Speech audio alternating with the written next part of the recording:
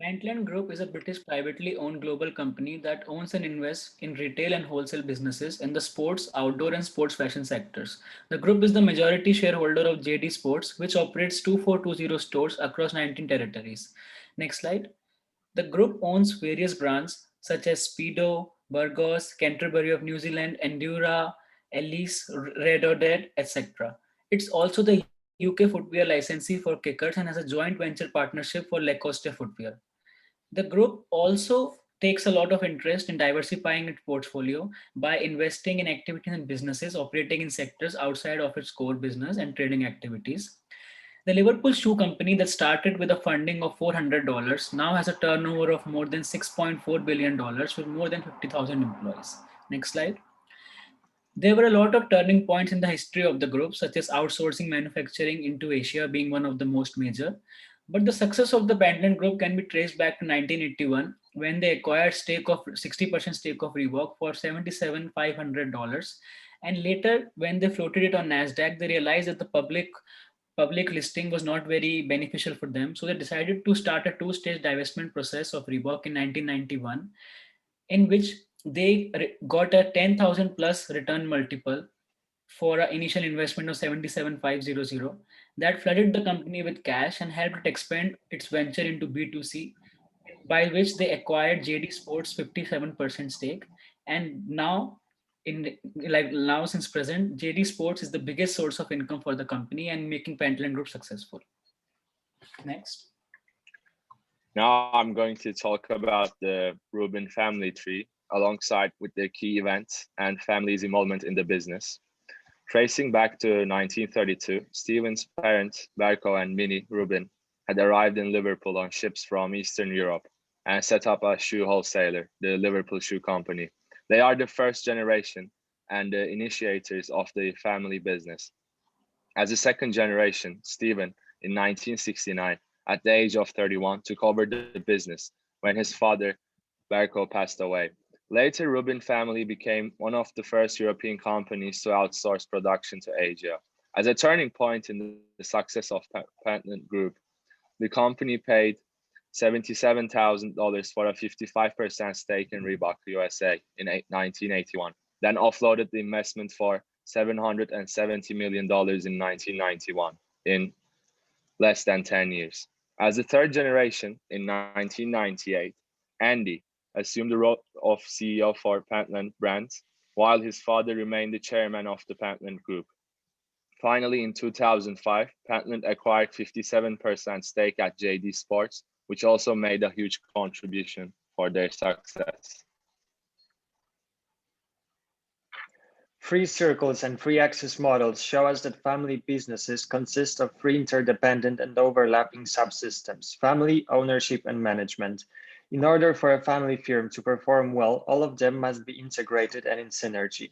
In Pentland Group, even though development stages differ, company is able to perform well thanks to their governance mechanism. From management perspective, Pentland Group is on a regenerate stage. Company undertakes various activities such as innovation within brands, new brands acquisition, or investments in both core and non-core markets to further boost growth and regenerate their business. From family perspective, third generation, in addition to being board members, also participates in management and is set to take control of the business in the next years. Therefore, company is on the stage of launching children. Lastly, ownership is currently divided between Stephen and his wife and their children. Therefore, it is entering into sibling partnership. However, it is worth pointing out that Stephen was an only child and he constituted whole second generation. Therefore, there were two owner-manager stages in the company. Next.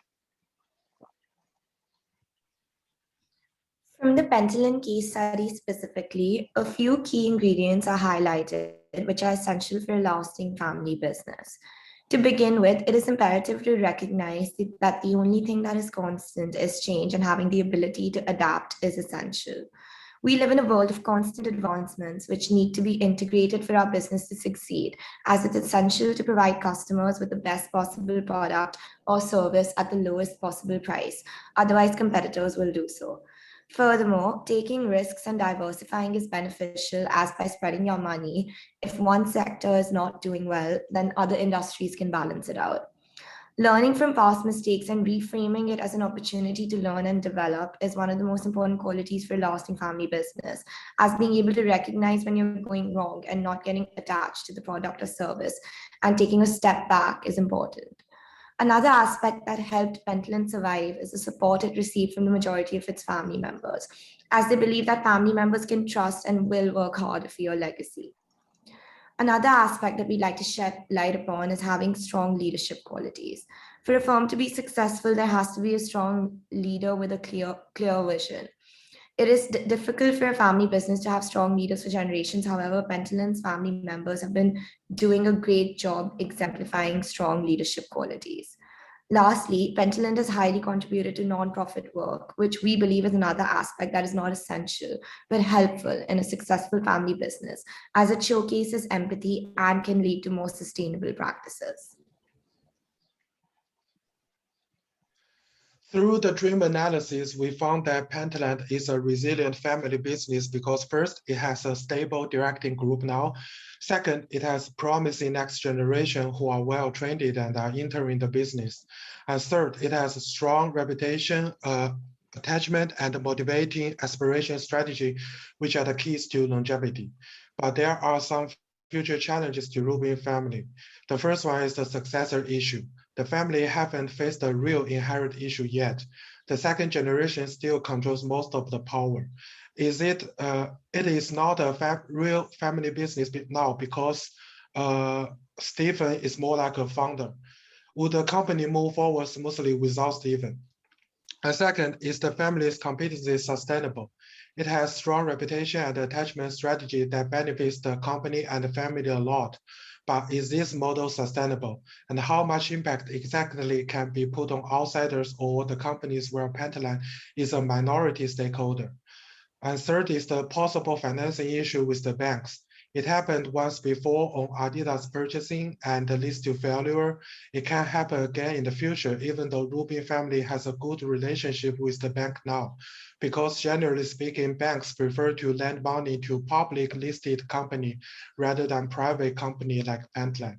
And lastly is the impacts of megatrends such as social media and online retailing. How would this influence the company? For recommendations, we have 3 recommendations for Pentland. The first one is to develop and practice the succession mechanism. By this, we mean that Stephen has to step off and give full power to his son Andy now. It would be too late to do so when he died. The second one is to strictly follow current reputation, attachment, and motivating aspiration strategy, and set this as one of the priority of family and business principles. The third one is the influence of megatrend is inevitable, thus have to be dealt with carefully. It would be better to set a new division to deal with all kinds of regenerations and innovations, because the technology development always causes society reformation and then business reformation. That makes the topic too broad and complex and even more complex in the future that needs someone's full attention to take care of. That's all of our presentation. Thanks for your time.